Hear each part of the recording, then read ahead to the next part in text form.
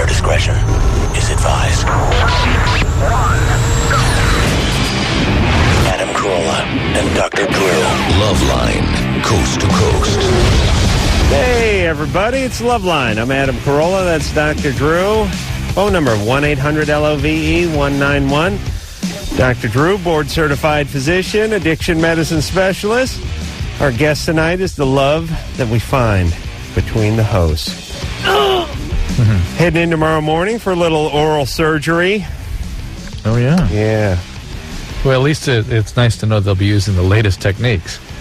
That's right. There's something called a drill. It's a dental drill. Who is it? Do they push on a pedal to get the wheels? Yeah, RPM goes up. It's pneumatically powered. Oh, pneumatic? I thought it was one that's like a Singer sewing machine from the turn of the century where they where they pump. Yeah, they pedal it to get the wheel spinning. Well, there was a big stone they would use to spin with the foot, like a potter's wheel from the Aztec. Right, sort of a Flintstone-esque. Yes, nice. Right. Now, he'll be drilling into that root canal that he screwed up about 3.5 years ago. So I got that to look forward to.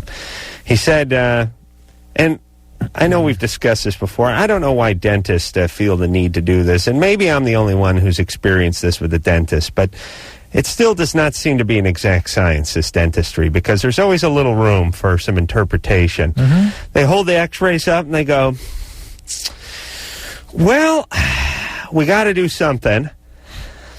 We could, well, geez, you got a problem here. It doesn't need to be taken, we should probably take care of it. And I'm always thinking, let it go, you know.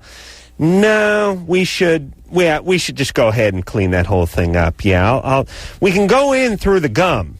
And by the way, you know you're in for a bad day at the dentist when the good option, when the option you got your fingers crossed for is going in through the gum. Yeah. That's not good. Yeah.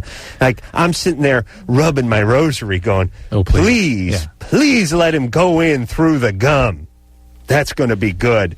But then after they float that biscuit out there, it's like, no, we should probably just go in through the tooth and we're going through the tooth. And it's like, I don't know why, but for some reason I'm pulling very hard for him to go in through the gum. So that to look forward to tomorrow. The not only the root canal, but the redoing of the root canal that was redone 3 years ago.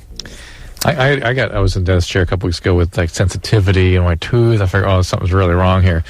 And they go, it's broken. Lay back. Here we go. Like, what? Whoa, I was just coming here to find out what's going on. It's like, oh, no, just sit down, relax, get an hour set aside here, let's go. You weren't emotionally prepared. I know. I was delighted when it was over, but at first I was horrified. And going to the dentist in the morning during the winter months is always a bad idea because the water they spray on your teeth to flush things out is freezing cold groundwater. Yeah. And as I stated to my dentist, it would be a lot more comfortable if they had something that warmed that water up to like a nice lukewarm temperature before you blast it all over the teeth. And he said, oh, they got those. And I thought, yeah, they got a lot of stuff. Apparently there's some dentistry catalog that's going around with tons and tons of things that I really think would be considered a breakthrough in comfort and safety, but I don't see anyone buying anything from that catalog. I have two conflicting feelings, one of which predominates here, and that is that your dentist must just love having you as a patient. The other feeling is I feel so goddamn sorry for him. Yes. Yes, because as you know, from us trying to buy a telephone yesterday, Drew, I make everyone feel extra bad about their job. I forgot about that. Yes, that was good. The guy's giving you a discount, he's walking you through the store, and you yelling at him about his product selection at his own store. Well, Drew, we were at Best Buy. They were taking good care of you, right? Well, no, you got the discount. I didn't get the discount. They took care of you. Jesus, you should have seen Drew, everybody. We were down at the calendar signing, the K-Rock calendar signing at the Best Buy in Torrance or Hawthorne or whatever pit they chose for us to go to this year. It was a nice place. And, it's beautiful country out there. Well, Hawthorne's pit. Best Buy was nice. Yeah, that one block is not a pit.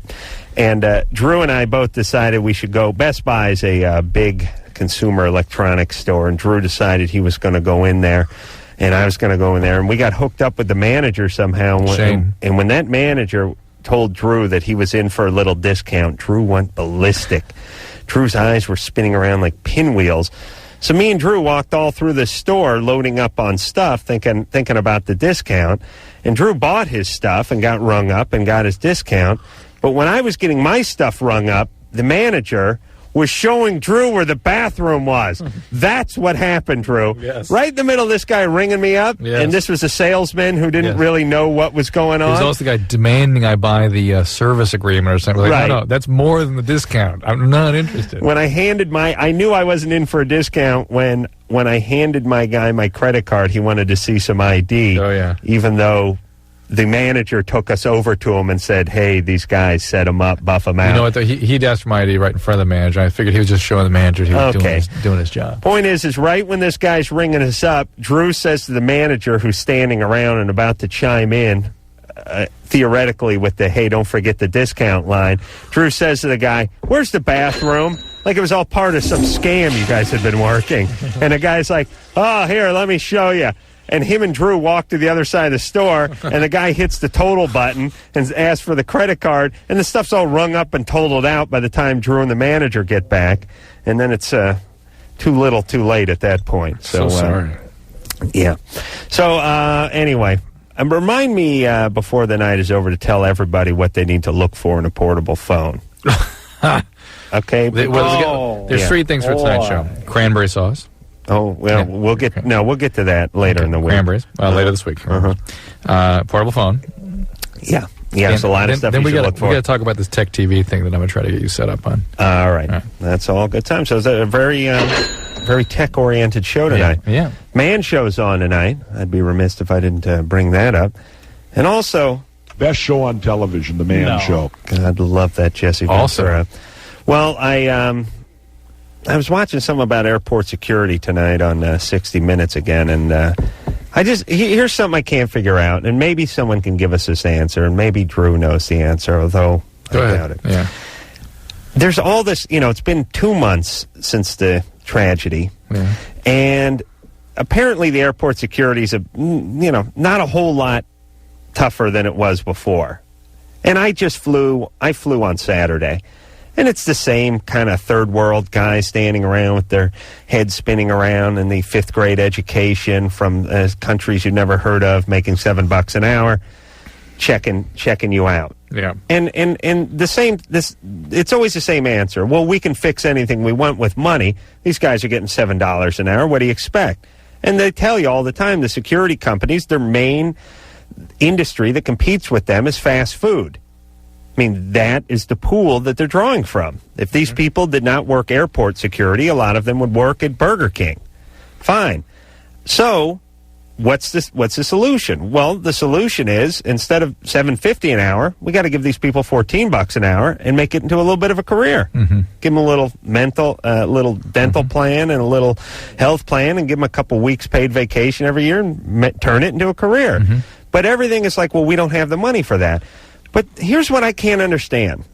I just flew to Vegas on Friday. There was 120 people on the plane each way. Those 120 people went through that airport security section 15 or 20 minutes. Everyone, over the course of 45 minutes, 200, 300, 400 people filed through there. If my ticket to Vegas round trip on Southwest, if it was $179, why not make it $185? And cover the security. Like tax it. Basically, is there a human being alive who, if you said your round trip flight from L.A. to New York, instead of being $413, is now $417, who would be outraged and say, I'm taking a bus? Yeah. And if you're talking about 200, 300, 400 people on that airplane going to New York, times $3 a person, isn't that an extra, $800 for just that one plane? Tax, yeah, it's a tax. That'd be reasonable, a user's tax. It doesn't have to be a user's tax. Just kick it up. Do you know what I mean? Hey, if the federal government gets involved, believe me, that's what's going to happen. It's going to be something like that. But why not have a private industry in getting it? But this is the cost of doing business. Yeah, that's right. I mean, you stop 1,000 travelers and ask 1,000 people, hey, you mind paying an extra $3 a flight for some professional security? Yeah.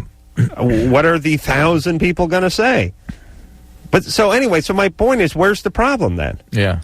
Why aren't they doing that? Yeah, instead of the Southwest flight being 118, make it 122, and let's move on. The other thing you probably have to deal with is that they have random checks now. The airlines have random security checks. My wife and I had the privilege of being one of the random selectees. Yeah.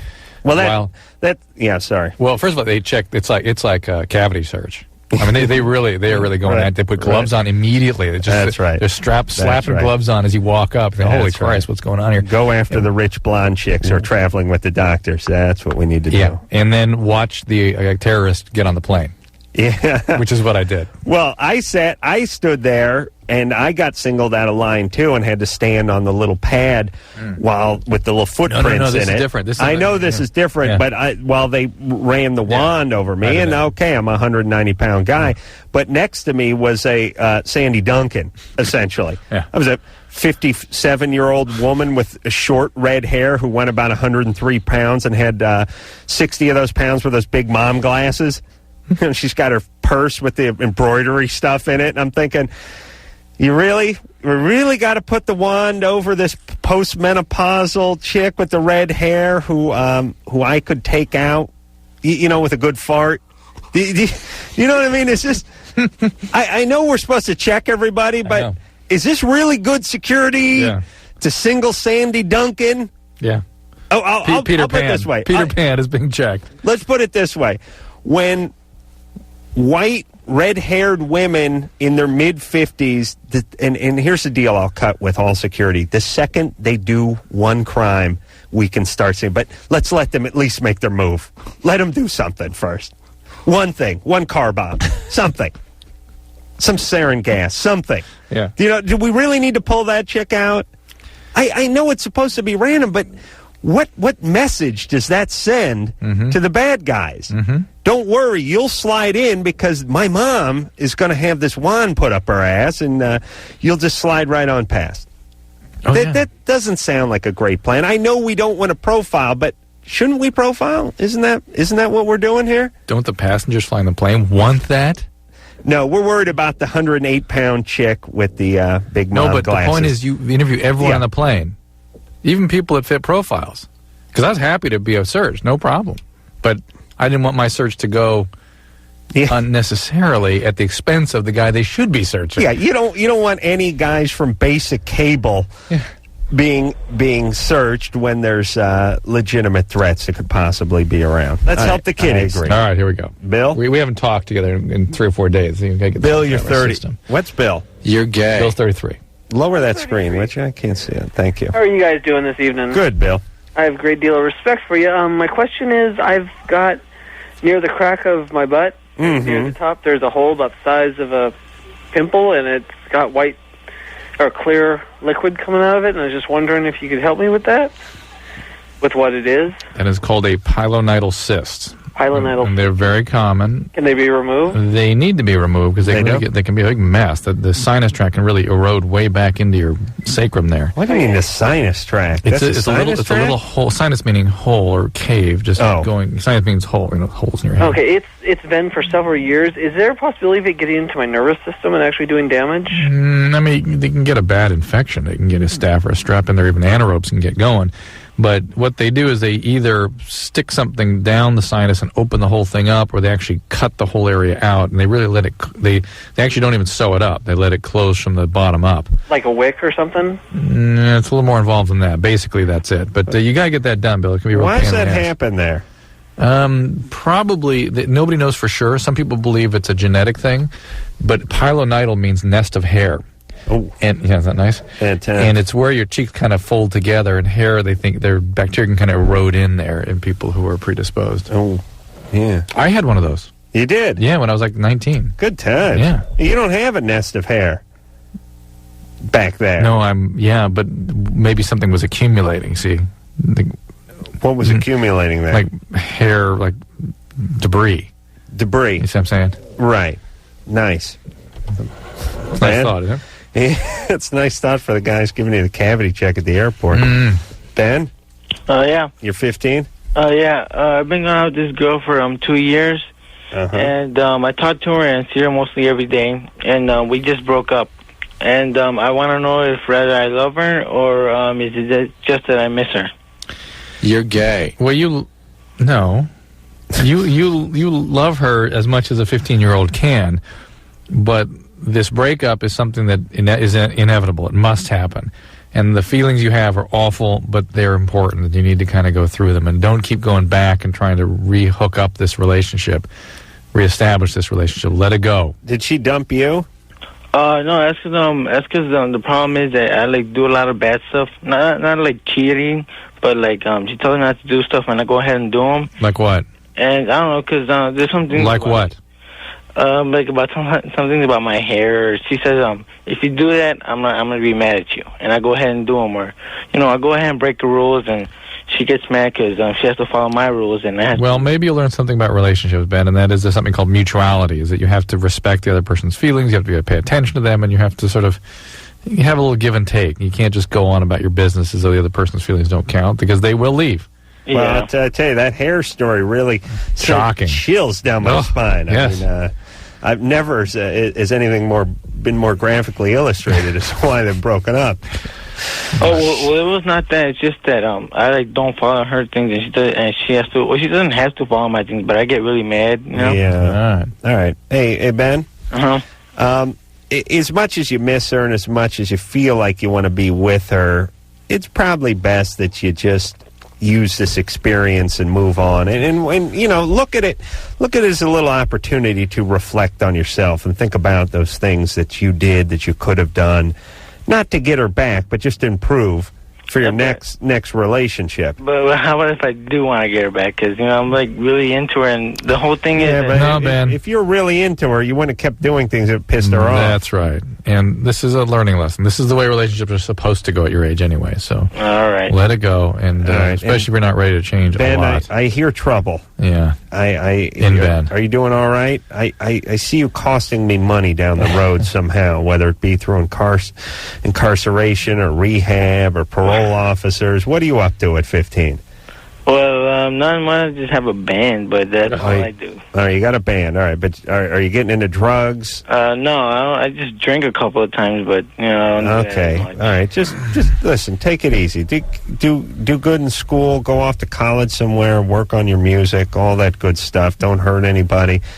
And I don't know what that syndrome is. I did it for my first 10 girlfriends, which is you basically antagonize them to the point where they break up with you, and then you need them back. I don't, you know what I mean? Yes. It doesn't make sense. You don't do it in any other facet of life. It's like having a job, saying you hate it, bugging your boss and antagonizing your boss until he finally fires you. Intentionally effing up at the job. Yeah. Not just antagonizing your boss, but like truly effing up the job until they fire you. All right. Yeah. Screwing up and then begging for your job back. Right. And then screwing it up again and then begging for your job back again. I don't know what other facet of life you do that in. None.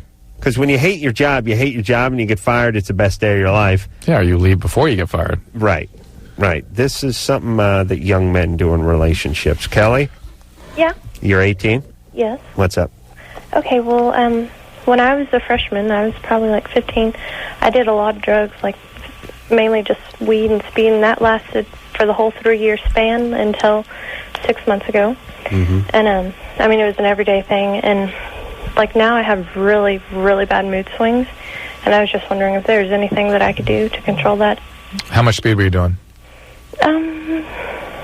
At least a little, well, I don't know, we'd do like an 8-ball in the bathroom like almost every day. You'd snort it? No, sometimes. You smoke it? Yeah. You do an 8-ball in the bathroom every day? Well, it was me and like 4 other people. Are you having any memory problems? Do all you have to go in the bathroom, by the way, if you're the only ones there? Do what? I mean, couldn't you... At school. No. It's funny, when you do coke, even when you live alone, you go into the bathroom and do coke. By yourself? Right. Yeah. You can't sit in your living room and do coke. What's that? I think a lot of people think it's a safety thing. Yeah, whatever. Thanks. Yeah. Well, the profile, the behavior from cocaine, for whatever reason, makes people isolate. by themselves. They close the windows, shut the drapes.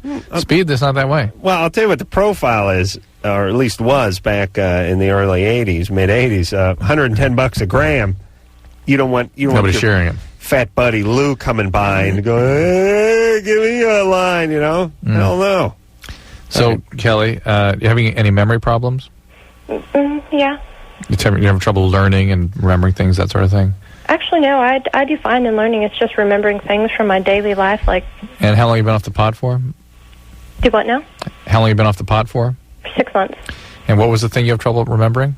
No, it's not that I have trouble remembering things. Well, I do, like, in my daily life, like, I couldn't tell you what I ate for supper last night. How about before you can't find your car keys? Yeah. Just little stuff like that. All right. But my question was that, I have really bad mood swings, and I had them before, of course. All right, but just let me finish assessing what's going on here. Are you in recovery? No, I just kind of quit it all cold turkey, and I've never touched it again. If you don't get involved in some kind of program of recovery, you are bound to have very severe mood disturbances. You've got to replace that with something. Whatever it was that was motivating your use in the first place to feel better is now much worse because of what's happened to your brain from the drug use, what maybe has gone on in the meantime, what you've left undeveloped. All that accumulates, and you really need to replace the drugs with something, or else you're going to get depressed and anxious and really have difficulty. On top of that, speed typically causes memory problems and depression. So does pot. So you're really set up to be depressed and to have mood swings, and if you don't do something to manage that, 9 times out of 10 you go back to drugs. Yeah, well, so what do you suggest? I suggest you talk to a doctor who has experience with treating addiction, a psychiatrist or internist who has that history, that training. Call a recovery program, call AA, call NA, call some, there's lots of resources in your community you can get in touch with. There are tons of people with your history at NA, MA. Give them a call. All right. Call local. She's in Texas. They got a ton of that over there, right? Yeah. You can just, for most all these numbers we give you can just open the phone book, right? You can open the phone book. Call info line. Every community has an info line. Ask for AA locally or NA locally. The phone book has AA. Mm-hmm. And you can, again, any hospital would have an addiction recovery program. You call them, talk to the doctors that run that. All right. Good times. You're inspired tonight, Adam. Inspired. They weren't serving peanuts on my plane on the flight home from Vegas. Yesterday? Yeah, because somebody called up and said they were allergic to peanuts. Right, they don't do that anymore. No, Southwest does peanuts. Oh. I got myself 2 packs on the way out. Uh-huh. But on the way back, somebody was flying and said they're allergic. I wanted to kill that MF. Did you find him? No, how the hell do I know he's allergic to peanuts? But I'll tell you, I'm surprised you didn't. When I'm in charge, there will be random checks for that kind of thing. Grab the phone and say, "Excuse me, I'd like to speak to whomever it was." Can't they wear a mask for that? Yeah. Why do I hate all people that are allergic to stuff? Wait a minute. They cannot eat the peanuts. Yeah, but it gets in the air. No. I know. That's okay. This is good. Now I'm fired up. We're going to take a break, and then we're going to come back. I'm going to yell about peanuts. All right? Okay. I know you want these nuts. And we'll be back. Hey, everybody. Loveline. I'm Adam. That's Drew over there. Phone number 1-800-LOVE-191. Cast of Undeclared in here tomorrow night. Oh, wait, didn't go yet. Yeah, that's right. Cast of Undeclared in here tomorrow night. Chicken.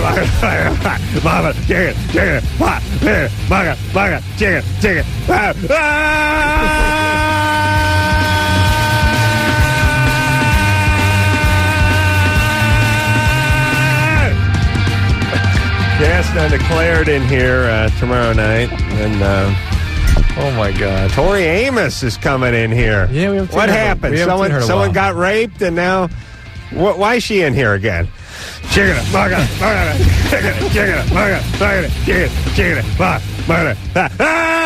was the word we were listening to them playing while we were signing those calendars? There was some word they were saying that... Remember? I don't know. Oh, what was the word? I don't know. Oh, damn. Okay. All right, let's hop back on these phones here and help the kiddies. Remember to talk to everyone about peanuts and portable phones. Well, let's listen. Mugga. That's what it was. Mugga.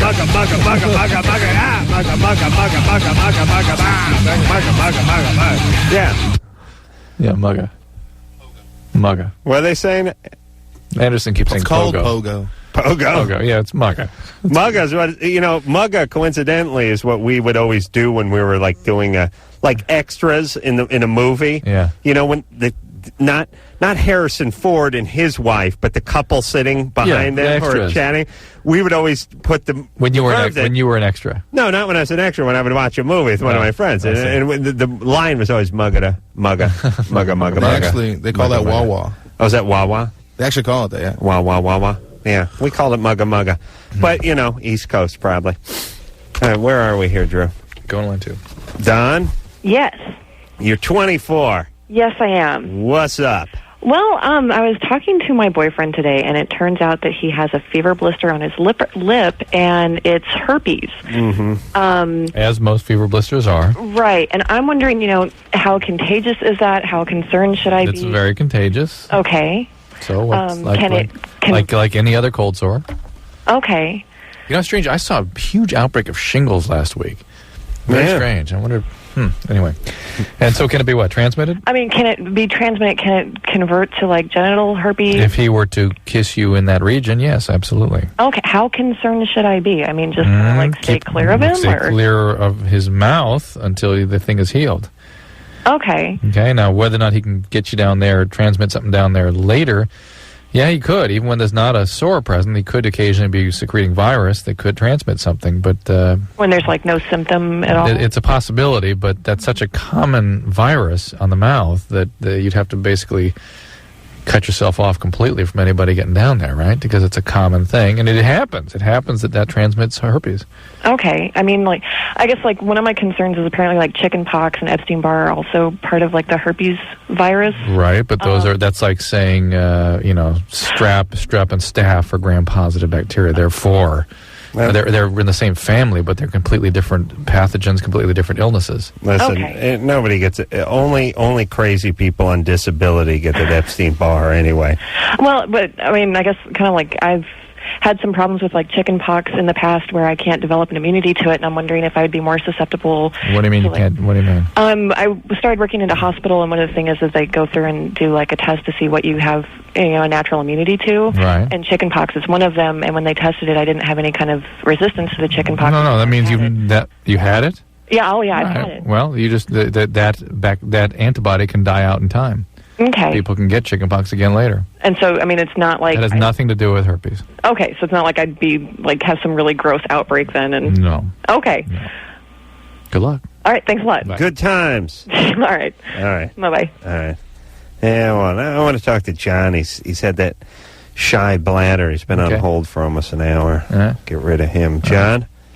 Hey, thanks for taking my call. Sure there, buddy. Drew didn't want to take it, but I was working into both. No, I said that. Look at this. That's John. Both 50 minutes. That's what I was working John, into. 52 and a half. All right. Sorry. Go ahead, Johnny. Okay, well, I have a extremely shy bladder, and I was just wondering if I guess the Cosby kids? All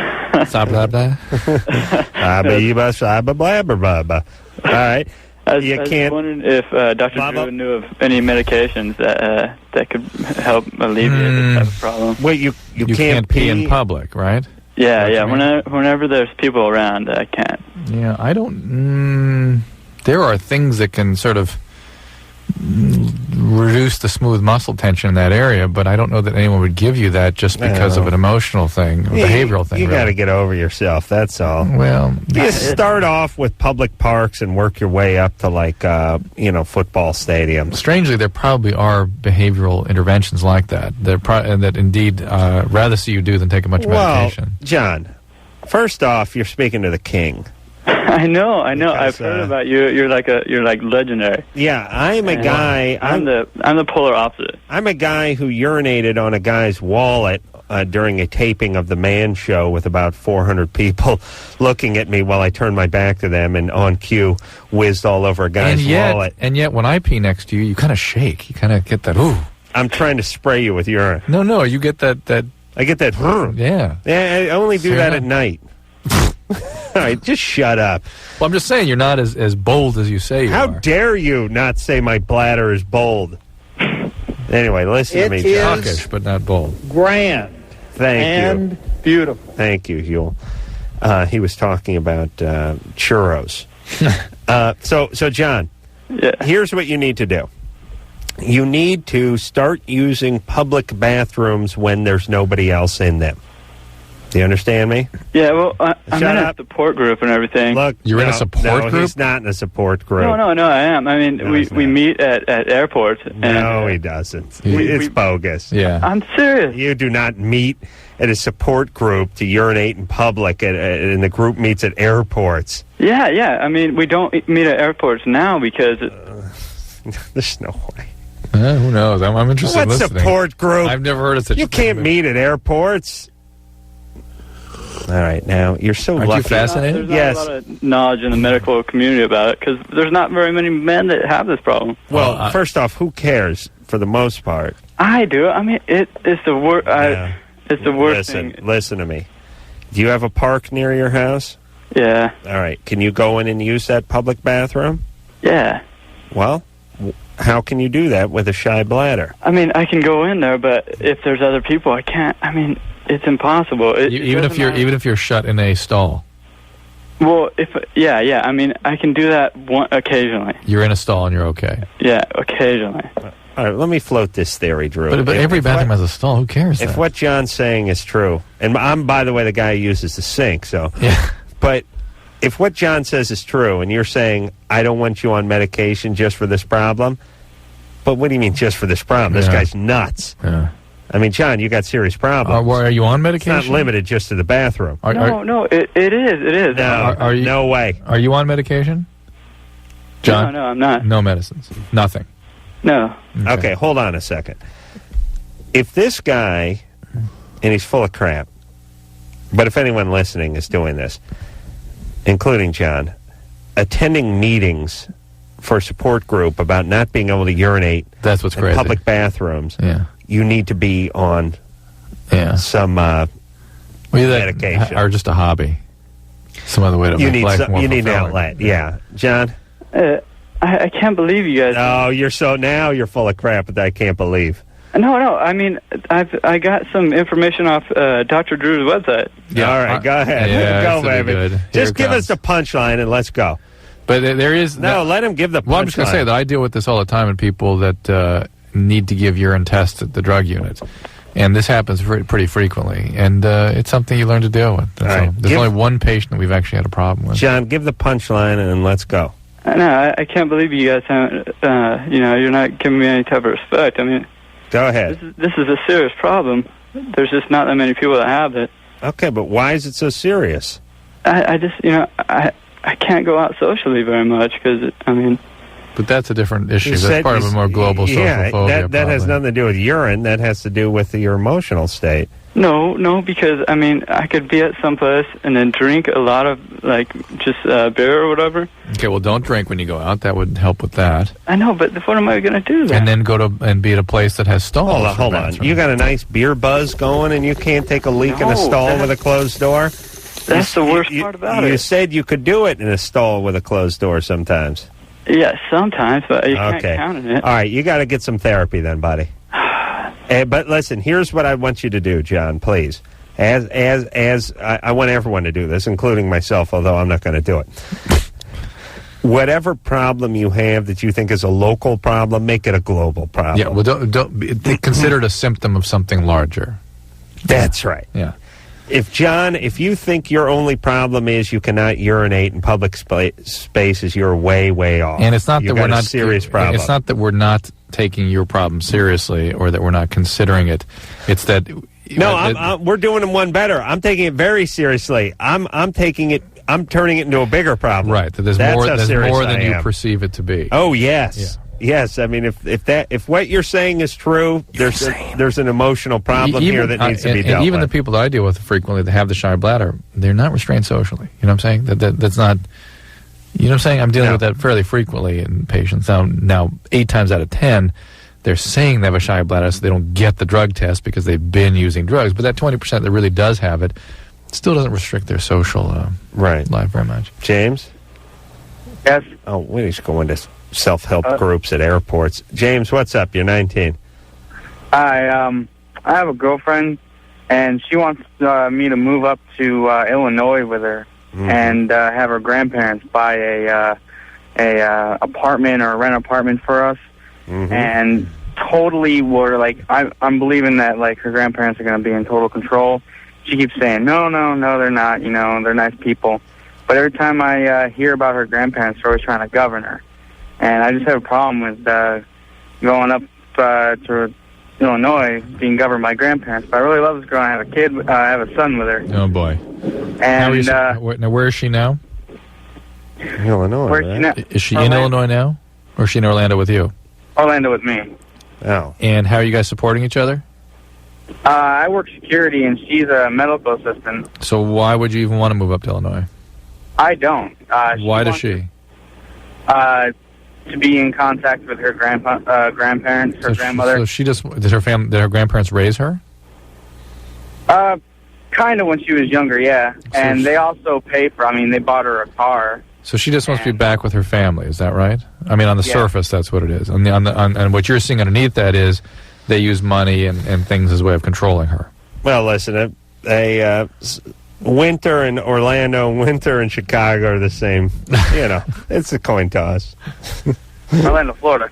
Plus, you have to leave your job, get a new work, and I understand. I don't understand why she would be so hell-bent on that. You're going to have to talk with her much more about her reasons, because it just doesn't seem like there's enough here to warrant a big move. Well, what do you think about where in Illinois?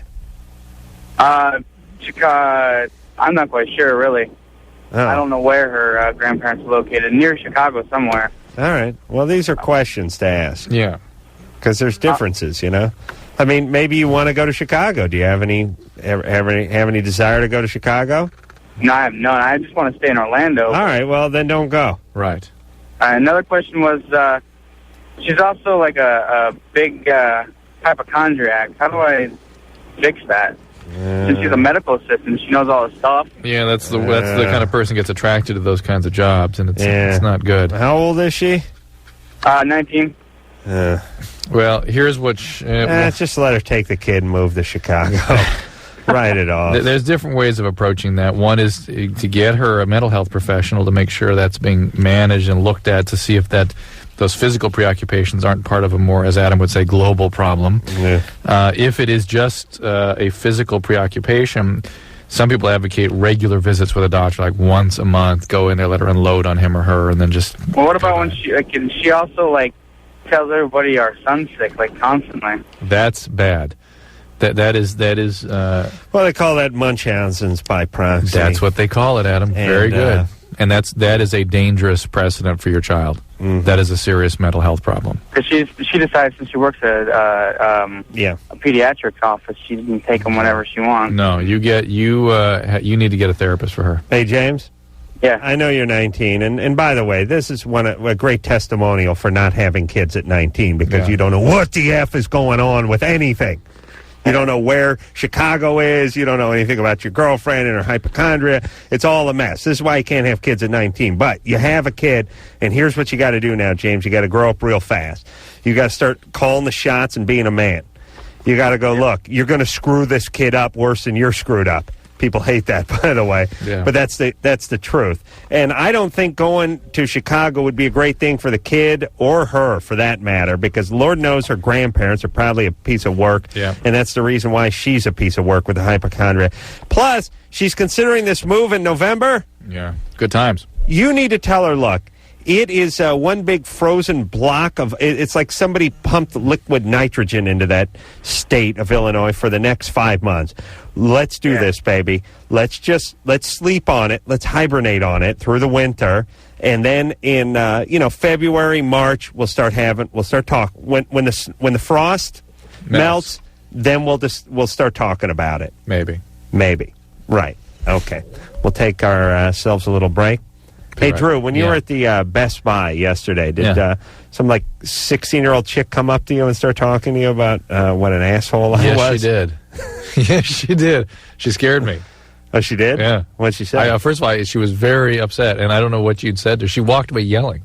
Oh, she did? You're an asshole. Some 16-year-old chick came up to me and said, and I got this great policy for anyone who screws with me, by the way, but she said...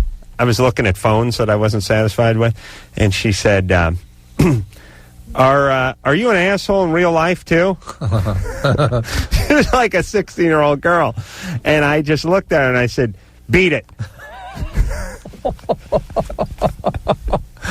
Oh boy, beat it is one of the greatest things you can say to somebody, but you can't say anything else. You can't say like "beat it now" or "no, I'm not," and beat it. You just got to look at him and go, "Beat it."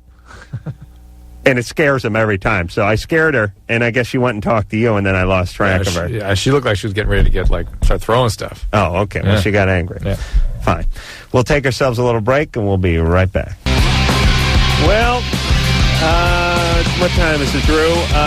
It's 10 minutes and 20 seconds before the top of the hour. All right, so that means it's going to be 11 hours and 10 minutes until my oral surgery begins tomorrow. So we'll start that countdown. Oh, you should be delightful tomorrow night. Oh, yeah. Oh, man. Fast of undeclared in here tomorrow night. Rebecca. Listen, I just hope I don't freak out with that ether, with that nitrous. I start going a little crazy with that stuff. That's good. Rebecca's 23. Hi, I'm having problems. I guess I'm on medication for depression, and now I'm having problems with my lover.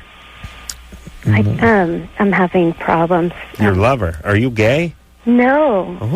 What heterosexual person calls their partner their lover? Well, the one that's not in a relationship but has just you're just having sex? Friend would benefit thing. Wow. Yeah. Is it okay to be in love to a guy twice my age? My lover likes me a lot, but sometimes I'm scared because he is very active. He gives me oral sex. I just give him the hand. Well, apparently someone else uses the lover, too. Rebecca? Yeah.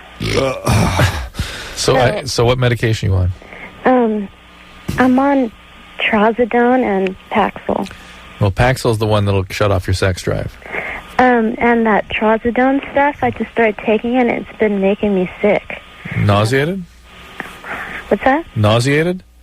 Yeah, like I got sick, like it came out, whatever I had for dinner. That's a pretty unusual side effect from Trazodone. Trazodone is a sort of a weak antidepressant. It's mostly used for sleep. Yeah. Paxil is lightweight. Your serotonin reuptake inhibitor, and that will decrease your ability to have an orgasm, decrease your sex drive. It can be quite a mess. So, Rebecca, you might talk to your doctor about switching to Serazone, which works for sleep. It's also a serotonin drug, a little slightly different mechanism of action, and it doesn't cause the sexual dysfunction. Other choices would be Remeron, also good for sleep, doesn't cause the sexual side effects, and then thirdly, Wellbutrin.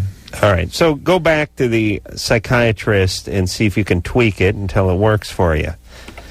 Troy? Yeah? 17? Yeah. Bisexual? Yeah. Raised to be the ultimate gentleman? Yeah. Obsessed with sex? Yes. That's what it says on the screen. Explain. What? Explain.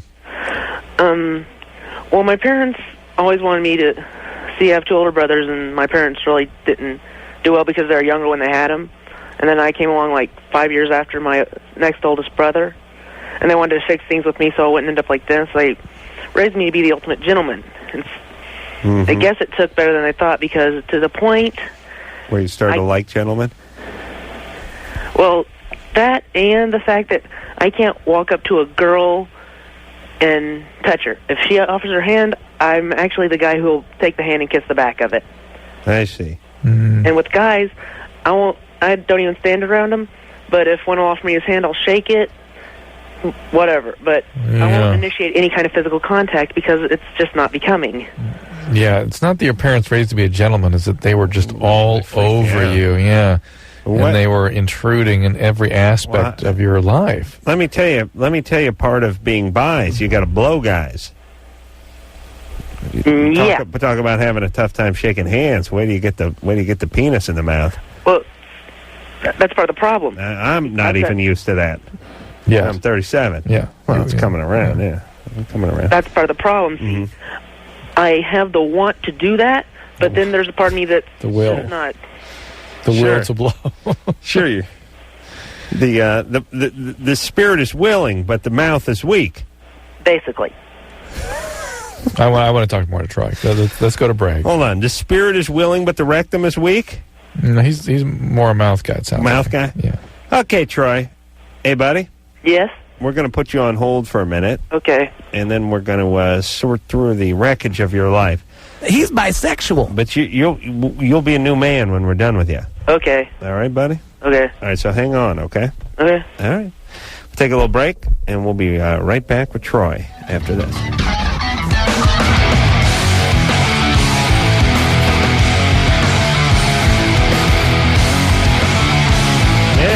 I like that riff. We've stumbled in a way to cure all the ills of mankind, have we not? Yeah, Drew and I just had a serious discussion about peanuts. So here's the deal. Hey, it's Loveline. I'm Adam Carolla, Dr. Drew. Phone number 1-800-LOVE-191. Countdown to oral surgery. What is it, Drew, now? Is it 11 hours exactly? And, yeah. Yeah.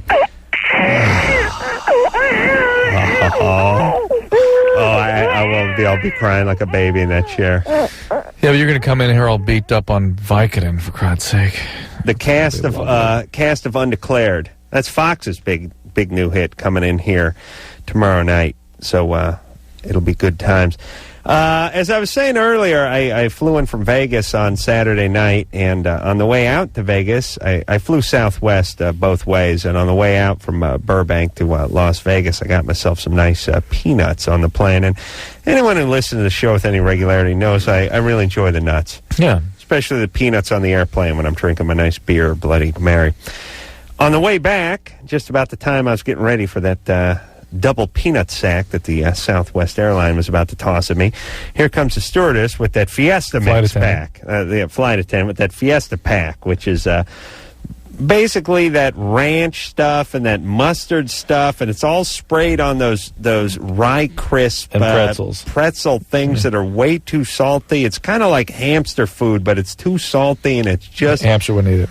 The word fiesta and or party, no matter what language you say the word party in, it does not belong in the title of that grub. Yeah. That is some of the worst tasting crap I've ever had in my life. And I said to the stewardess, "Oh, where's the peanuts?" Because that's really the only reason to fly Southwest is actually having peanuts on the plane. And she said, "Well, somebody on the plane is allergic to peanuts, and they phoned in and therefore will not be doing peanuts." And I thought to myself, this is the problem with this country in a nutshell. Hey, that's good, right, Drew? Nutshell. Mm-hmm. We got 120 people on a plane. We got one person who's allergic to peanuts, and I'll say allergic and give them the benefit of the doubt because I know if I talked to this person, I would realize they were just a mess, and this was all psychosomatic. But you got one person who's allergic to peanuts, and therefore the other 119 people will not do with the peanuts. And here is what I have to say. Maybe this is easy for me as a guy who's not allergic to peanuts. Here are my choices if I'm running this airline to this person who does not want me to have peanuts on their plane. A, take the goddamn bus. B, take your chances. Or C, since it is your problem, you get a respirator or a dust mask if you're worried about peanut pollen being circulated in the plane's ventilation system, and you put a mask on and protect yourself from the very dangerous peanut pollen that could be But it goes at the core of something we deal with all the time here, and certainly I see all the time in the clinical world, which is we live in a time when people have a problem, when it's their problem, whatever it is, whether it's emotional condition, physical condition, it becomes projected onto everyone else. That's right. Even though it's my problem, I don't want to look at it that way. It's yours. Right. You're causing it. You are going to take care of it. It's the man. It's whoever. But it's there as opposed to taking responsibility for it and just dealing. Well, the reason they have a problem is so they can have a forum, an excuse to cry out about people helping them or not helping them. That's the whole reason the problem was created. People have legitimate problems. Don't talk about them that much. They just deal with them. They deal with them. Yeah. They actually, if you think about people that have substantial, legitimate, physical, emotional, or whatever kind of problems, legitimate problems, they quietly go about their business and don't want people, for the most part, to make a scene about it. So, I'd like to kill this person, didn't want the peanuts on the plane. And by the way, you think you're going to go into anaphylactic shock if somebody 2 seats from you is eating peanuts, if you're allergic to peanuts? And by the way, if that's going to kill you, just put a shotgun in your mouth. If you're telling me that peanut dust is going to put you down, it's time for you to go. That's just Darwinism to me. You know what I mean? How you go through life on the off chance that you're going to get a little shot of peanut pixie dust and go into seizure. You know what I'm saying, Drew? Yeah. Do you know anyone that's that allergic to peanuts? And I know they talk about it. It exists. But doesn't that mean you'd have to be like John Travolta in that bubble? Yeah, it seems like you couldn't go anywhere, could you? Manage it. You should be able to medication to manage that, it seems to me. You know what I mean? You should be able to manage that because that kind of thing would be around all the time. Let me just float this real quick. If you were a person who could die because of someone eating peanuts in your proximity, you would need to address that. Yeah. Because I could bring a sack of peanuts on the plane, be sitting next to you, and break into them on my own and kill you. Hell, you could be walking in a mall. You couldn't go to could not go to a Dodger game. That's right. Okay. I would like this person killed from something other than a peanut. Perhaps a peanut. Ironically, I would like a shotgun to be loaded with peanut and just take this person's head off with it. Nice. Troy? Yeah. So, you're 17. You're bisexual. Have you ever been with a man or a woman? Yes. You have? Yes. Both? Not the same time. Oh, really? Oh. What have you done with a woman? Well, I haven't given one a rim job. Hold on, let me write that down. He's full of crap. Yes, all right? yes. Oh, yes. All right. Hey, Troy, we're going to let you go. Okay. All right. Nice try. You know what I like? I like the okay. Yeah. Which is, I like the it's you're lost tone. Yeah. We don't get to talk to Jack-Off Troy anymore about his bogus call. All right. See if you get any more calls. Don? Yeah, hi. Oh, my God. Guys, you have to help. What's happening, baby? I feel totally incompetent. Go ahead. You're 23. Yeah, I met a guy at a club on Saturday, and he was really, really cute, whatever. We hooked up that night at his house, and sparks were really flying, whatever. We started having sex, and poof, like, he lost his erection, and that just never happened to me before. And then, so I took it as a challenge. Okay, I'm going to conquer it, go on. And hold on, crazy. He lost his erection? Yeah, it just died. Right? And where were you at sexually with his penis? He was penetrating me. He was in you and lost it. Yeah. Oh, hold on a second. Hold on. Oh, that's bad. Well, let's hear. He could have been boozing, maybe. Yeah. Maybe whatever he... She got a little nutty, maybe. Maybe something kicked in on him or something. Or maybe she started screaming about Dad. Dad. She started crying about Dad in the middle of it. Hello? Yeah, Don? Yeah, no, none of the above. It happened 5 times, and he's a recovering alcoholic. Like, that night, he didn't drink anything. He was totally sober. All right, and you know for a fact that he didn't ingest anything or... Yeah, pretty much. I mean, I was with him pretty much the whole night. No drugs. All right. Wait a minute, he's probably on medication, right? I didn't go through his medicine cabinet. I don't think so. He's probably on medication. He was very sober. He was nervous. I mean, he's really hot. Like, this guy's definitely been around a lot of girls. Let me say a couple of things. First off, let that be a lesson to you ladies. All hot guys have penises that are penis problems. Yeah. Right? And number 2, guys who can dance have penises that don't work correctly. Can he dance, this guy? We weren't dancing. No. I don't know. Okay. Well, he probably can. But, I mean... it's you know what? What did I do wrong? Nothing. You got a lot of energy. It's not about you. It was late. What time was this? Like 3. 3 in the morning, and this guy was on the downhill side of the evening, and he stumbled a little. He lost his step. Also, he was an addict. God knows what he did that might have affected his brain permanently. Number 2, So he's ruined permanently? No, he's fine. Well, no. And secondly, he may well be on medication and not talk to you about that, and that's a common side effect of some of these medications. And then... how did this work that it happened 5 times? What does that mean, it happened 5 times? You mean it got going? As soon as it went down, like, he just sort of rolled over, and we, doing other things. I tried to get him excited again, and he would pop up, and we would start again, and the erection god took it away or something. I don't know. And maybe he has this, and he may have this problem chronically. He may have a problem. So who knows? You don't know this guy. Who knows? Well, listen, all these pretty boys have this problem. I'm telling you. But Don, you're a passionate. You're passionate. You're like a Charlie girl. You got a lot of energy, and I think sometimes guys get a little intimidated. Sometimes, you guys just met and all that stuff, right? Yeah. Okay. All right. Okay. Are you sure? Well, now, what's up? Are you going to see him again? Well, I guess. I don't know. Well, how'd you leave it with him? I tried to finish him, but it wouldn't happen, and everything was sweet, and he wanted to hug and cuddle, and I was just maybe I should go. I don't know. I called him today. I left a message. I don't know. I was like, hi. Hope you're doing well. Whatever. Talk to you soon. Oh, Dawn. I don't know. All right. Here's the other thing, too. Nothing's going to come of this, but I just... No. Can't get anything out of that guy's penis. Oh, I see what you're saying.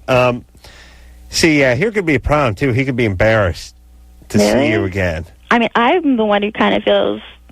I had this happen to me. I don't know. My confidence is gone now. No, listen, I'm sure... Where are you? You live in Los Angeles? Come on over to the studio. Let's build you up.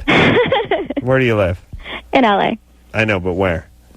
Street? Yeah, big streets. Santa Monica and, Beverly Boulevard, between there, and right the flats of Beverly Hills. Right here. Yeah, you're not too far away. Okay. Why don't you come on down? Let's have a look at you. I'll build you right back up, okay? Thanks, Adam. No, I'm serious. Come on down. Okay. All right, you got a car? Yeah. Yeah, you're fun, right? Yeah. You've always wanted to meet Drew, right? Absolutely. All right, we'll put you on hold. You come over here, and I'll build you up. Thanks. You'll be a new woman when you leave, all right? Okay, Adam. All right, Damien, tell her how to get here. All right? I thought you had a girlfriend. I know. We're not. No, I'm not talking about sex. I mean just a blowjob. No, I have a girlfriend. We're very much in love. I just want to have a look at you. Because to be able to then build her up. I want to build her up. Okay. So all right. If she's something, in other words, what you're expecting is she's going to be something exceptional, and there's no way that, you know what I'm saying? I'm thinking she's going to be cute. That's what I'm thinking. And therefore, you're going to be able to. I don't know. She lives so close. You might as well tell her to come on by. Jeez, Anderson got on the phone. Oh, boy. Oh, man. Well, she puts out Anderson, and she's looking for a confidence builder right now. And I'll tell you, Anderson, his back isn't much good anymore, but his front works fine. So, what do you mean his back? He's got a bad back, but he's got a good front. Yeah, I'll get her over here. Anna? Yeah? You 15? Oh, no. What? What happened? What? Oh, wait, is that her? Is that Karen? Oh, hold on a second. Hold on. We know who that is. Right? Wait a second. She was a virgin last time we talked to her, though. Are we talking about the girl who I've seen over here, who's come over here before, is a friend of... I don't know. No, we thought it was her, but it's not her. Okay. Oh, okay. All right, thank you. Sorry. Anna? Mm-hmm. Go ahead. Oh, well, I have this guy I met on the internet. Whoa. Hold on. Are you on tranquilizers? No. Is your phone screwed up? Oh, I have a cell phone. It's hard to understand you. Oh, here. Okay, is that better? Marginally. Oh, okay.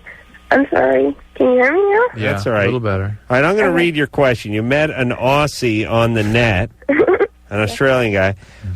What should you do? No guys like you. Well, okay. Well, yeah. Well, I didn't really mean that. He asked me a question, and I just said that, so. Oh, okay. Yeah. All right, so you're 15 years old, and guys at your school don't like you? Well, they're really bad people, so they're mean.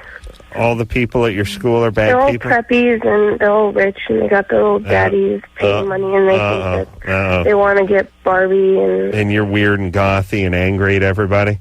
I'm not gothy. But you're angry. You're angry. Different. No, I'm different. They think I'm a freak, but... Why do they think you're a freak? Because you want them to think you're a freak. I understand. No, I don't want them to think I'm a freak. Well, what would cause them to think that way? Well, don't know. There's like a lot of rumors going on about me and stuff. So. There's nothing unusual about the way you look? How you present yourself? Not really. You dress preppy like your peers. I don't dress preppy. How do you dress? Sort of punkish. Oh, there but you go. there's punks at my school. All right. I understand. Listen, people at school don't even know who you are. What do you mean there's rumors going around? Well, if you present yourself a certain way, there's going to be consequence. That's the way life is. There's in the newspapers and news and stuff about me, so. What? In the newspapers and news and stuff about me, so. In the newspaper? Yeah. She got a haircut. AP picked up on it, made the wire. No. I was reading about it on USA Today when I was on the plane. What happened? My dad pushed me out of a car. Pushed you out of a car.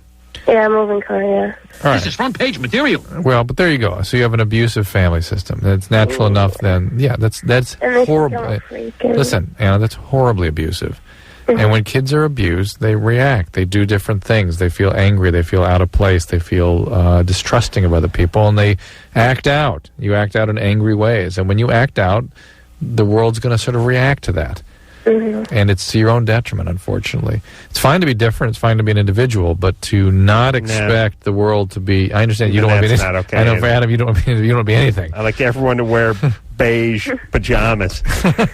Burlap. When I'm in charge, everyone will wear gray pajamas with a belt built into it. And that little piece of pleated elastic, like a jumpsuit. Yes, right. That's right. Be like Logan's Run. Yeah.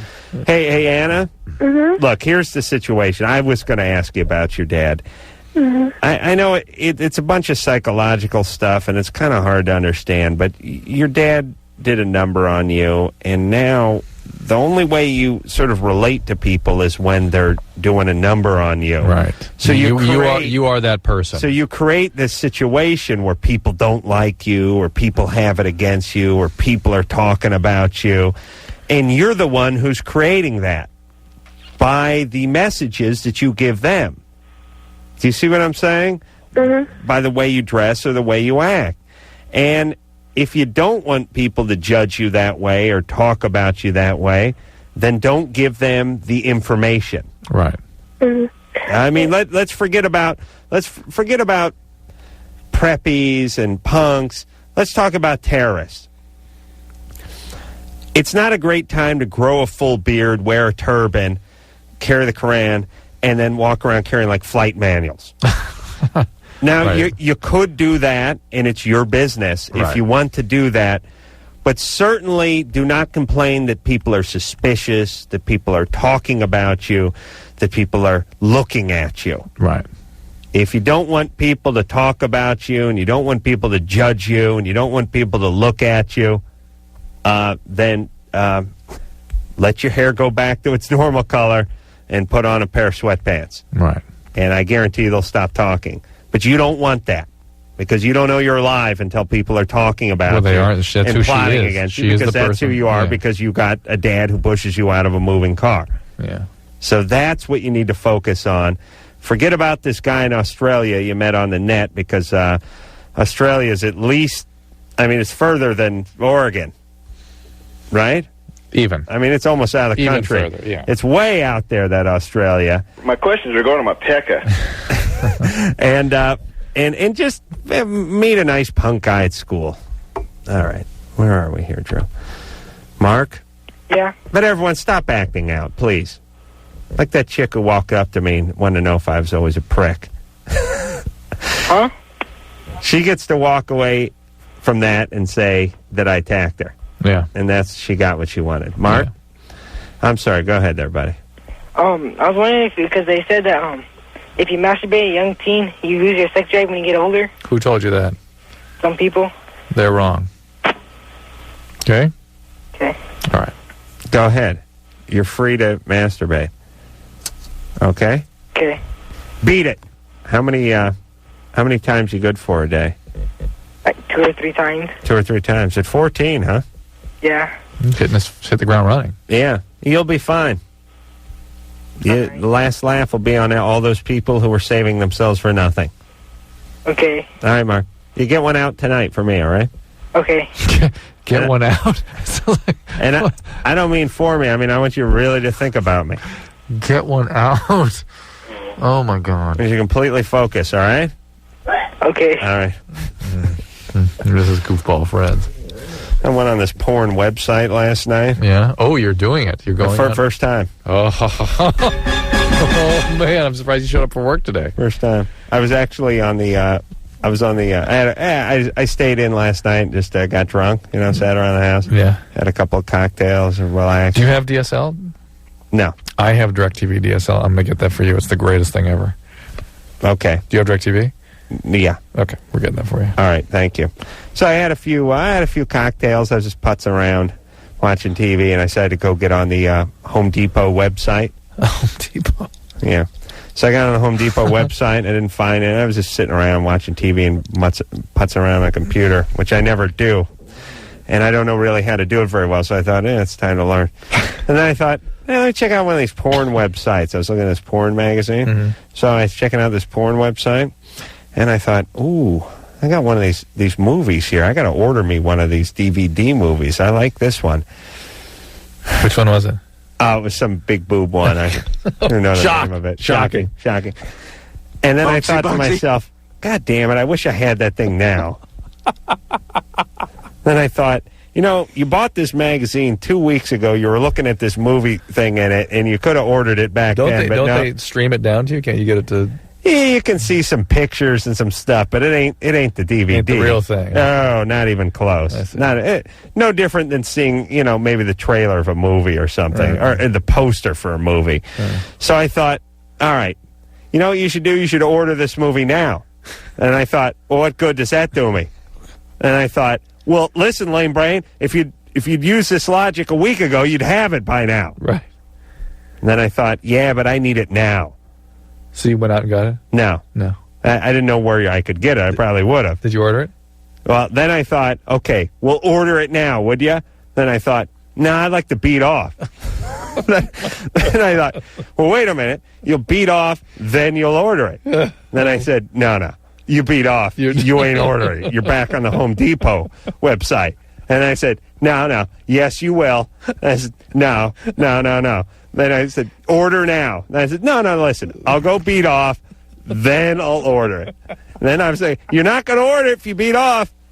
You'll be sorry next weekend. Oh, jeez. So I went and beat off. No order. No way. I was disgusted at myself. $49. Oh my God. Oh my God. It's a lot of money. Well, it's a DVD. Oh my God. You don't got that kind of cash to throw around. It must be really difficult to be you. It's horrible. It's horrible. It's got to be. So the point is humanity. We can just go ahead and fast forward to next weekend when I repeat this scenario in my head again. You know what? We're going to the web right now, and we're getting this for you. Right now. I don't know the website. Well, you know the name of the movie? No. Let's go. We can try. All right, let's get it. I don't. No, we're not going to do it. Why? I don't know. I don't know the name of it. I can figure it out. All right. Let's go. All right. Thank you. All right, buddy. Let's take a leak, huh? Yeah, let's do it. All right. We'll be back. Hey, it's Loveline. I'm Adam Carolla. It's Dr. Drew over there. 10 hours and 32 minutes until my oral surgery begins. I don't know if anyone's had the pleasure of experiencing root canal, but it is. So far, I've not come across anything in life that is quite as disturbing as that. Just get that nitrous going, you'll be fine, right? I'm too weird for nitrous. Yeah, I freak out. You gave us a great example of that before the break. I did? Yeah. What was I saying? The internal the dialogue, the internal dialogue, the civil war that goes on in your soul. Yeah. I got to figure out something with that. And the other problem is I get the nitrous through the nose, and my nose doesn't work very well. Oh, yeah. And I breathe through my mouth. Yeah. But they give you the nitrous through the nose thing. Right. So I don't get it like I should get it because 85% of my air comes through my mouth. That's why it's fun to eat lunch with me, because I breathe, talk, and eat at the same time. And listen, it's good. It's a good thing you got a career on radio going. Yeah. When you try to eat on radio, it sounds delightful. Nick, 19. Nick 19. What's up, Nick? All right, Adam, Drew, I got a question for you guys. Before I make love to my girlfriend, I feel like I love her, and it feels sincere to me. You're gay. And? All right. But afterwards, I feel like I don't love her anymore, honestly. Like I could do without her, you know. How long does that last for? How long does that feeling last for? Yeah. Until I get horny again, I guess. Right. I'm not, you know, I mean, I feel like I really love her, but then when I'm done, yeah, I honestly feel like I don't need her anymore. Well, it's very similar to Adam's internal struggle. This is what happened to me last night on the computer. Right. That's why I didn't order that porn. He was in love with her while he was thinking about masturbating, but when he was done, he was disgusted. Right? Isn't that what happened? Does this, well, I mean, does it mean I really love her, or is it just, you know... No, it means that you have a lot of... No, it means that you have a certain personality... I'm going to theorize here. Personality constructs where envy is sort of a prominent feature.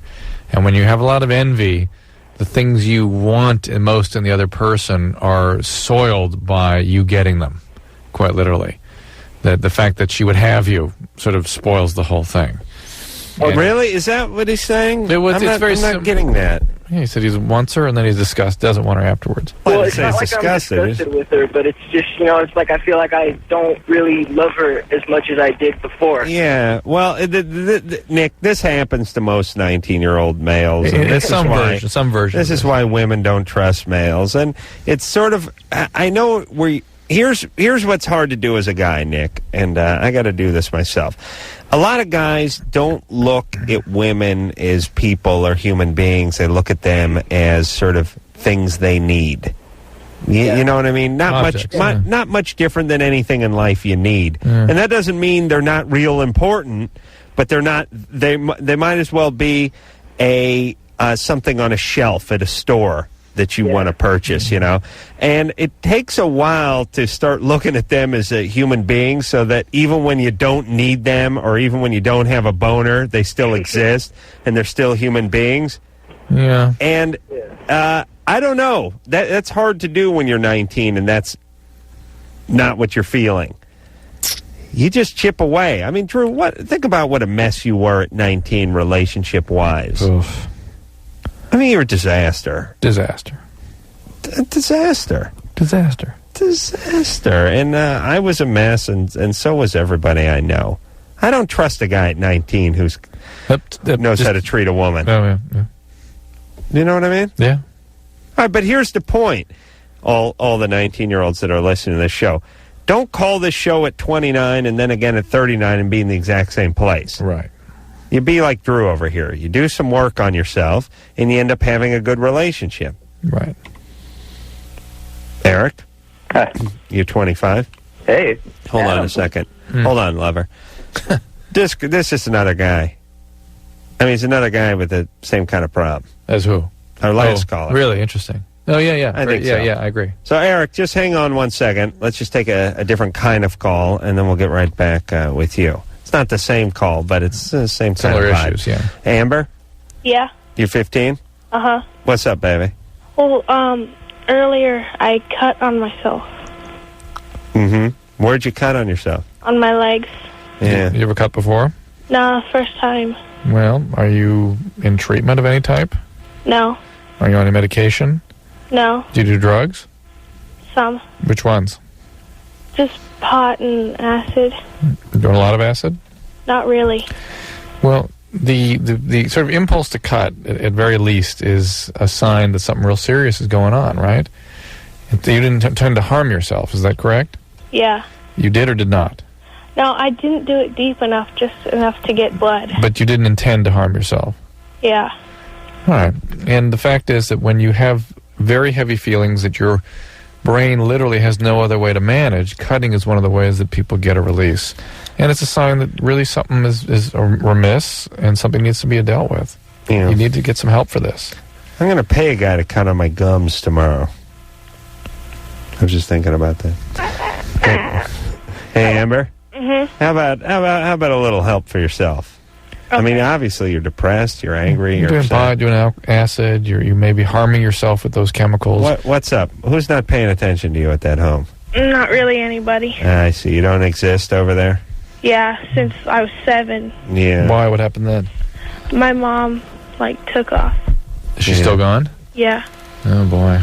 You know, the thing, I had this when I was a kid, too. When you have a family that doesn't really pay attention to you, your impulse is to try to hurt yourself to draw attention to yourself. Right. And although when you have a family that doesn't care, you got the wrong people. You know what I mean? It's a bad situation. They're not going to care anyway. Yeah. It's marginally. I mean, it's more than they would when you were healthy, but it's still it's not real. Not much. Right. Amber. Mm-hmm. You need friends. Where are your friends? Well, I just moved here, and I'm not really close to anybody. Well, you need to start making friends. Here's the deal with your family. I'm gonna be straight with you. There's a magic unicorn that comes down from the castle in the sky. No, what? Listen, I was at the Jimmy Carter Center last week, and we were examining youth at risk and whatnot. And when you go into some of the more disturbed family situations, it turns out that half of the kids turn out okay. Yeah. Much to the surprise.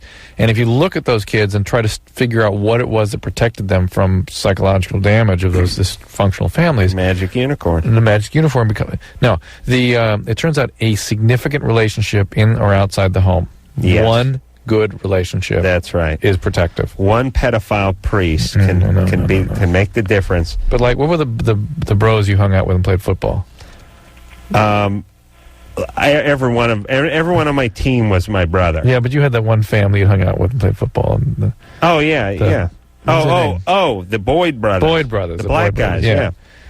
Yeah, I hung out everywhere but my house. But, Amber, this is what you need. You need friends. And I know you're new, but you got to, you're 15. You're going to school. Make some friends. Find some girls who you have something in common with. And not to like the cut on themselves that wear black and have black fingernail polish. Right. Somebody that's positive and upbeat and can make you feel better about yourself and give you some distraction and some fun. Right. Here's what I want to say, Amber. Your family is not a good family, and they're probably never going to be good. And that's sad, but it's true. And you're 15, and you're getting some independence, and in a few short years, you'll be completely independent, and you got to start taking care of yourself and making friends and making yourself feel better and not worrying about your screwed up family. Okay? Okay. You got to study in school and stay after school and go to band practice or cheerleading practice or volleyball or some crap like that. Do that for us. Come on. Right. Please. Okay. What? What are you saying, Anderson? Is someone pushing a button there? Okay. No, those two jackoffs. What are they doing? We got a couple. Okay. We only let professionals in the studio. We got a couple of visitors watching the show tonight. One of them set his yoo-hoo down on a button. Jenny? Or Jeannie? Jeannie? Yeah. Oh, sorry, I said Jenny. Jeannie? Yeah. I just have a really quick question for you. Yeah. My door seems like it's too big for my hinge. The door separates the hall from the living room, and I tried to shut it to keep my son out of the back room. Yeah. And I slammed it really hard because it doesn't close all the way, and it actually got stuck out of the two back rooms. Oh, the door got stuck shut? Yeah, it got stuck shut because it overlaps the hinge. It's She keeps talking about the hinge. I don't think that's what she means. I mean, the door looks like it's too big. It doesn't close all the way. You have to keep slamming it to get it to go in. And so I slammed it, and then I got it stuck, and I actually couldn't get in there for about 15 minutes. I had to kick it in. Does it stick all the way along the door jamb or just at the top? It seems like it's just at the end where you shut it, and at the top. This is like me talking to dermatologic problems. Yeah, well, but I got stuck out of there, and I can't. Do you think it's like a hinge? Should I take it off and try to put it back on, or? You in the same house with the door in it right now? No, I'm at work. Oh, okay.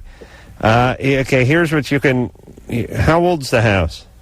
Pretty old. It was built in 1965. Very old, ancient. Yeah. Do you know people across the country are thinking, what? Yeah. Old house. Yeah, that's not that old a house. All right. Well, 1965, so it's a pile of ass. Yeah, that it is. Everything that was built in 1965 sucks. Well, not quite as bad as 74, but that's true. But they were practicing in 65. They were crap they're going to build. Well, they got that metal window down in 64, didn't they? Yeah, flat roofs with the rocks on them. Yeah, that's like genius. Okay, so look, here's what you need to do. Okay. Take yourself a screwdriver and tighten up the hinges at the top, just the top hinge.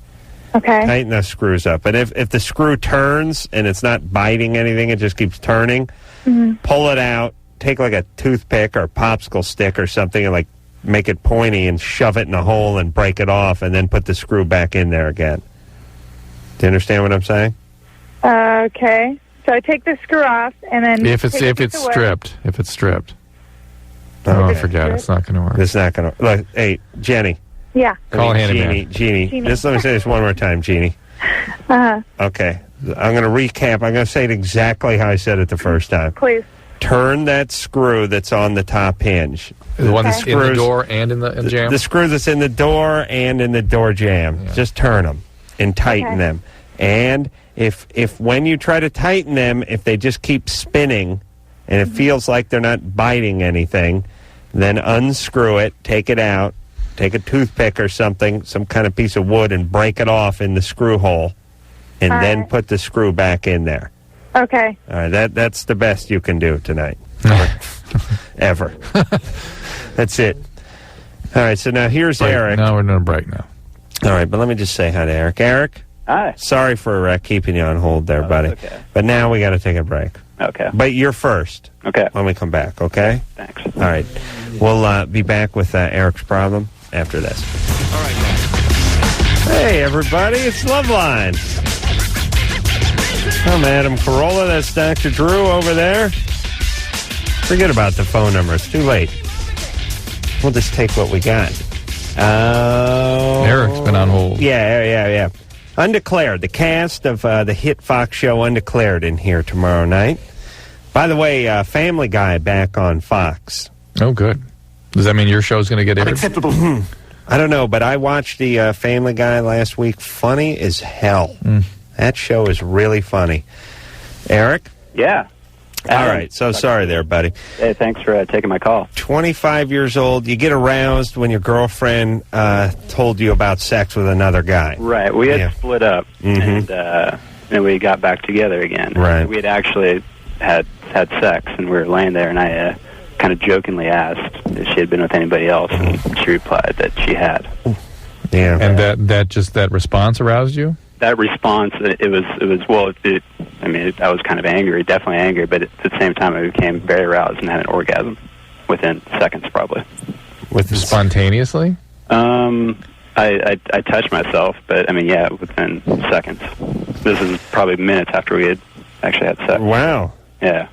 And then I had told her that that's what had happened, and she got up and left. Became aroused, and we had sex again.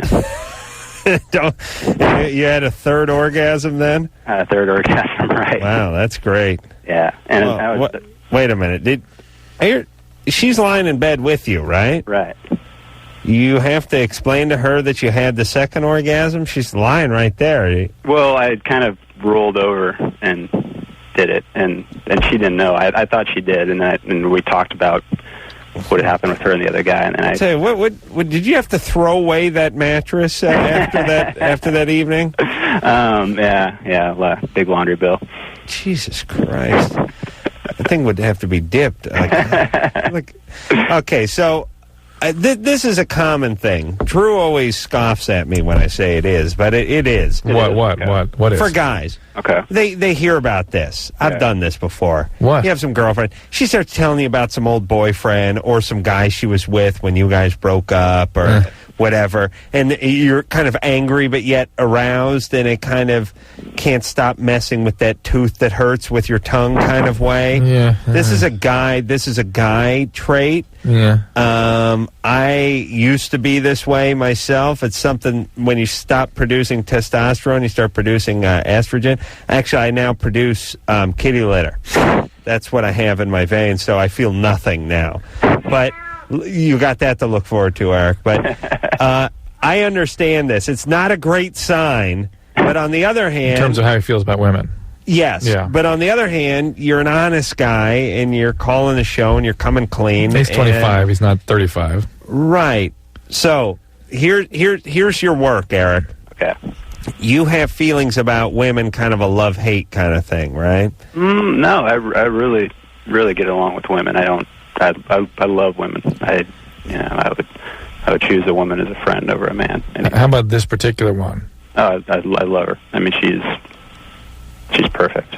But yet you found yourself sort of angry and aroused at the thought of her being intimate. This is in our sex life. We had kind of worked in I guess like a story time kind of thing where we would kind of invent scenarios where we'd be with other people or whatever. Well, these are wonderful stories. Yeah, I do that too. I go, hey, here's the scenario: you're a deaf mute, and I'm me.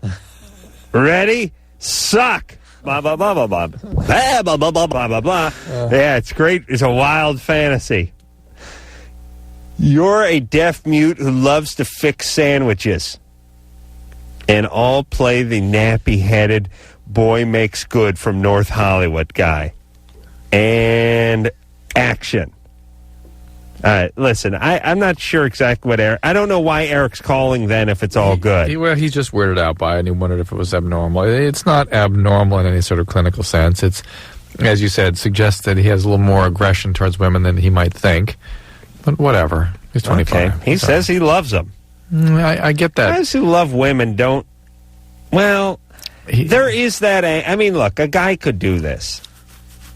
I think it's a common fantasy. I don't think it's one that you identify with, Drew, but I identify with it. What's that? That chick who's been with the other guy fantasies. A lot of guys have that fantasy. I got zero of that. You have zero. You have none of that. Yeah. But take my word for it. It happens. It's common. There are guys who like to see their woman with another guy. Yeah, that to me is bizarre. I found that very arousing. Yeah. There are guys who like to sort of fantasize about other guys or have them weave these tales about that. Yeah. And you're probably healthy. It's really probably the only one healthy thing about you, Drew. Yeah, that's you should really just cling to it. Tom? Hey, what's up? You're 20. What's going on? Hey, now I know why you guys truly do have the dumbest listeners. Anyone that would call for 2 hours just to talk about their penis is insane. Yeah, well, that's true. I mean, it takes literally 2 hours to get through sometimes. My questions are going to my pecker. Sorry, buddy. I want to know, Adam, could you give me some advice on how to get into radio? I think you should boxing. That's how Adam did it. You just got to... Here's the thing about radio, as far as I can tell. You got to go into a radio station. There's a lot of weak talent in radio, and all you got to do is get your foot in the door and hang out, and then you get on the air. And then once you get on the air, they can't get you off the air. Yeah, some kind of weird pact with the devil you make. So you need to go down. Forget about taking classes at school. Just be in college so you can intern, or go a college radio station. Become Yeah, you got to intern at a local radio station. No, wait a minute though. You've sort of advised against that because then you become the guy that answers the phone. No, I have not. Now you're the guy that answers the phone. Just get to that radio station and get in there. Well, what about I live in a big market? Is it more difficult? Yes, obviously. Rather than Iowa or whatever. Obviously. Bigger is always harder for everything. But, I got into radio in L.A., and that's a big market. So it can be done. So did Drew. Did you start off on a morning show there? Yeah. Well, tell your story. Tell your story. No, I don't want to tell it. I told it last week. But, hey, Tom? Yeah. If it's something you're really interested in, call Drew at home. If you're interested, hone your skills of communication. Don't worry about studying radio. Okay, have something to say. Here's what I would do. Very good. Tom, if you're really interested in it, then get involved in theater, get involved in acting, get involved in improv, get involved in comedy, get involved in writing, get involved in all aspects of communication, then go intern at whatever local radio station you can find. And yeah, you're in a big market, but you're not asking to do morning drive time. You're just asking to get coffee and answer phones and get in there, see how things run, and see if you can impress somebody. There you go. Thank you. We'll take a little break, and we'll be right back with more radio after this. All right. 10 hours until oral surgery. We'll go home and have a real nice night's sleep tonight. I'm sure you will. All right. What is that show there, Drew? I was just talking about. Yeah, Undeclared. Coming in tomorrow night, the cast. It's a new Fox show. Well, it's been out a couple of months, I think, and it's getting real good ratings and good reviews. And I hear nothing but good about it. So those kids will be in tomorrow night. We'll be glad to see them then. And until next time, this is Adam Carolla for Dr. Drew saying mahalo. Are you an asshole in real life, too? She was like a 16-year-old girl. And I just looked at her and I said, beat it. This has been Loveline. The opinions expressed on this show are not necessarily those of the staff, management, sponsors, or this station. The producer for Loveline is Ann Wilkins Ingalls. Loveline is a presentation of Westwood One Entertainment.